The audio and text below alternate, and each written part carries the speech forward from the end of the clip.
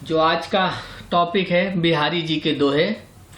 सोहत ओढ़े पीठ पटु श्याम सलोने गात, मनो नील मणि शैल पर आतपू परियो प्रभात। बिहारी के दोहे में इसका अर्थ है, बिहारी के दोहे की उपयुक्त पंक्तियों से कवि बिहारी जी ने श्री कृष्ण के रूप सौंदर्य का वर्णन किया है। उन्होंने लिखा है कि श्री कृष्ण के सांवले शरीर पर पीले रंग के वस्त्र ऐसे लग रहे हैं मानो नीलमणि पर्वत पर सुबह सुबह सूर्य की किरणें पड़ रही हों। कहलाने एकत बसत यही मयूर मृग बाग, जगतु तपोवन सौ कियो दीर्घ दाग निदाग। इन बिहारी जी के दोहे की प्रस्तुति यानी पंक्तियों में बिहारी जी ने ग्रीष्म ऋतु की भयंकर गर्मी का वर्णन किया है।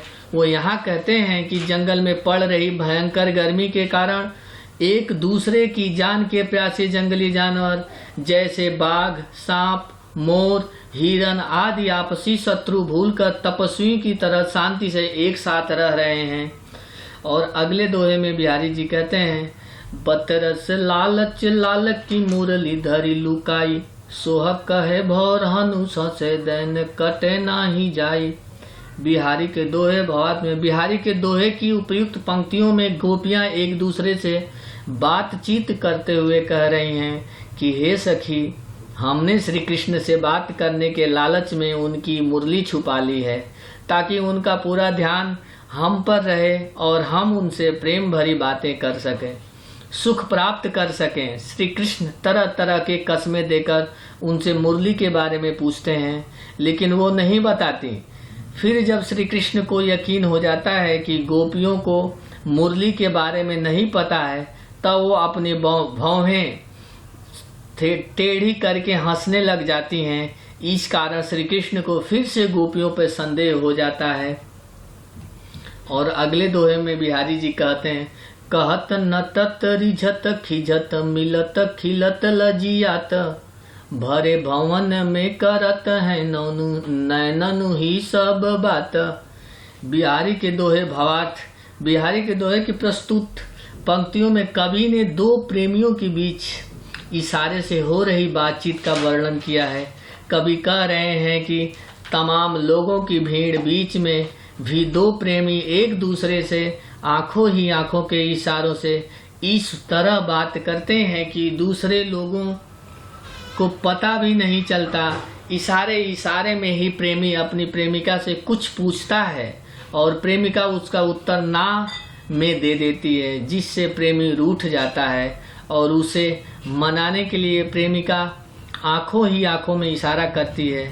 जब दोनों की आंखें मिलती हैं तो दोनों ही शर्मा जाते हैं।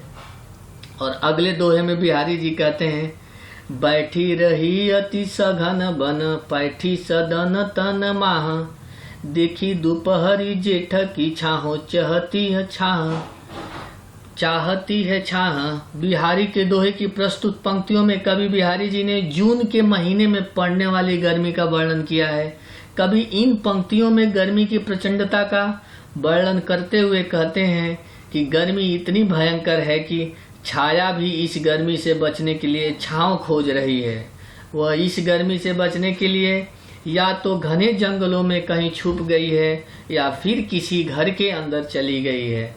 और अगले जो दोहा है बिहारी जी का, उसमें कह रहे हैं, कागद पर लिखत न बनत कहत संदेशु लजात है, कही है सबू तेरो हियो मेरे हिय की बात है। बिहारी के दोहे की प्रस्तुति में कवि ने एक नायिका की विरह का वर्णन किया है, जो कि अपने प्रेमी से दूर है। वह अपने प्रियतम को अपनी स्थिति बता नहीं पा रही है। वह किसी कागज में प्रेम पत्र लिखकर अपनी पीड़ा व्यक्त नहीं कर पा रही है।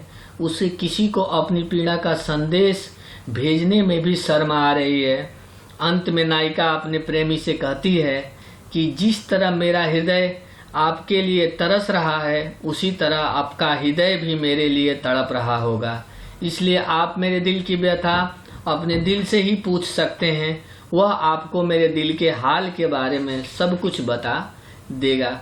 और अगला जो दोहा है बिहारी जी का, उसमें कहते हैं, प्रगट भये द्विज राज कुल शुभ सब से ब्रज आई।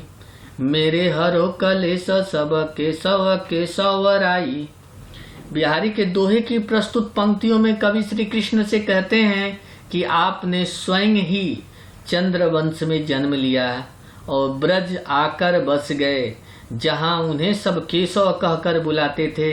बिहारी जी के पिता का नाम केशव राय था, इसलिए कवि श्री कृष्ण को पिता समान मानते हुए उनसे अपने सभी दुख हरने की विनती करते हैं। और अगले दोहे में बिहारी जी कहते हैं, जप माला छापे तिलक शरण एको काम, मन काचे नाचे वृथा साचे साच राचे रामू।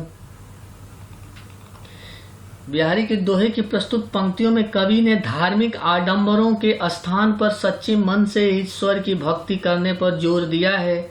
उनके अनुसार अगर आपका मन स्थिर नहीं है तो हाथ में माला लेकर माथे पर तिलक लगाकर भगवान का नाम लिखे। वस्त्र पहनकर बार बार राम राम चिल्लाने से कोई फायदा नहीं होगा। कवि के अनुसार मन तो कांच की तरह ही कोमल होता है, जो इधर उधर की बातों में भटकता रहता है। अगर आप अपने मन को स्थिर करके ईश्वर की आराधना करें तब ही मन सच्चे भक्त कहलाने के लायक है। और इस तरह से ये बिहारी जी के दोहे यहाँ पे समाप्त हो गए और इस दोहे के यहाँ पे अर्थ बताए गए हैं। कृपया आप इसको पढ़ें और इसके अर्थ को समझें। धन्यवाद दोस्तों।